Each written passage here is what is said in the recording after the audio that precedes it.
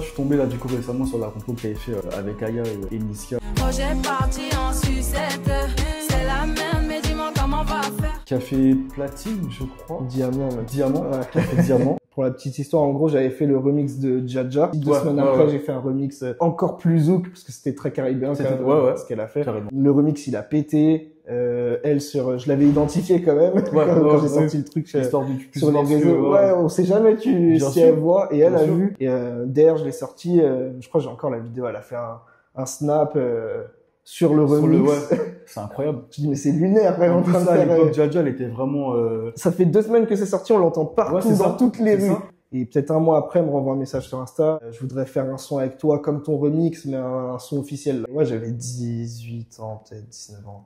Ouais, t'as des étoiles dans les yeux. Ouais, je suis content et tout. Je me dis, waouh, c'est chaud. Mais en même temps, bon, tu te dis, qu'est-ce que je vais faire? Et vas-y, on arrive au studio, on fait le son. C'était la session. Franchement, ça allait vite. 19h minuit, je m'en rappelle. Ok. Je commence à faire tunk.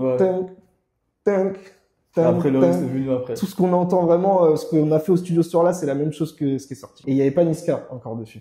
2 semaines après, elle m'envoie des voix. Elle me dit, ouais, est-ce que tu peux réadapter la prod?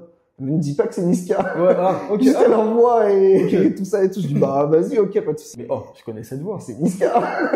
Et j'écoute ce qu'il fait et tout, c'est lourd. Je dis, vas-y, banger. Et du coup, bah, j'ai réadapté un peu et Sucette, il sort dans son album. Je vais parler aussi, du coup, de ton dernier son. Enfin, ton dernier featuring, du coup. Pusho. Bébé, tu sais que je suis de taille. Tu n'as pas perdu de taille.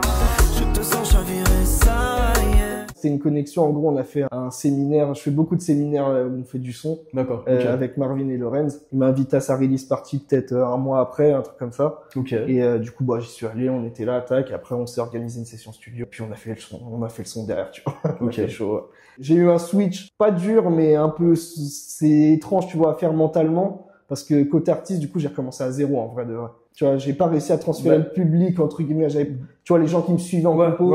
Sur le côté artiste. En plus, en compo, j'ai des certifs, des diamants, des trucs et tout, nanana. Tu vois, il y a un moment où tu bugs et où tu dis, mais, t'essayes des fois de te servir de ça, mais tu peux pas, les gens, ils s'en foutent. Ouais. Le premier son que j'ai envoyé, quand je me suis lancé en artiste, je te jure, je me suis dit, attends, j'attends qu'il finisse, j'ai les switchés. Mais c'est parfait. Du coup, pour toi. C'est très bien. C'est très bien. Mais c'était un son pop, tu vois, un peu variette, Maria. Ouais, avant, j'en avais envoyé 2 autres, c'était peut-être celle-là. Maria, c'est ma vie. Ah oui, c'est un clip piano et un clip guitare, j'avais fait. Et vrai qu'à ta place, je leur donnerais même pas l'air. Ouais, je connais tous ces types, c'est que des beaux parleurs. Vas-y, j'ai envoyé, c'est un peu pop variette, et après piano voix, guitare voix, mais bah je me cherchais en fait, tu vois. Je cherchais, je viens de signer en maison de disque aussi, donc je me dis, je vois ce qu'ils peuvent faire aussi. Ouais, bien sûr. Je dis voilà, c'était Play 2, eux c'était F1. Vas-y, à tout moment, tu vois, un peu pop, truc qui veut faire ce qu'il faut, tu vois. Et moi aussi, j'étais un peu dans ce truc de,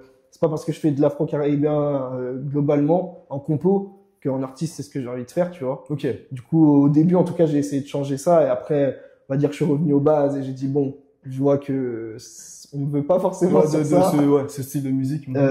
J'aime le zouk, je le fais bien, l'afro-caribéen, un peu l'urbain entre guillemets. Ouais, moi je mélange un peu toutes ces influences et vas-y, j'essaie de faire mon truc. Du coup, dernière question, qui t'aurais aimé voir du coup juste après toi? Je vais dire le frérot Cénis. Doff, j'étais en studio il y a pas longtemps avec lui en plus. Ouais, le frérot Doff. Ouais. Et j'ai un dernier, lui il est plus en compo. Là, côté rap. Ok. Il s'appelle 3 lettres. Ah, c'est un de tes gars. Ouais, je vois c'est qui.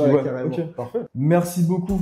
Merci à toi de venir. Après tant d'années où on s'est parlé, donc franchement je suis content. Grave. Ça permet aussi de se reconnecter, donc de fou. C'était jamais vraiment perdu, mais oui. Voilà. Ça faisait un moment que c'était pas vu en France. Ouais, carrément. Je te souhaite une longue carrière, tu sais que tu vas aller très loin, donc je suis pas gentil de toi sur ça. Ah oui, c'est ça.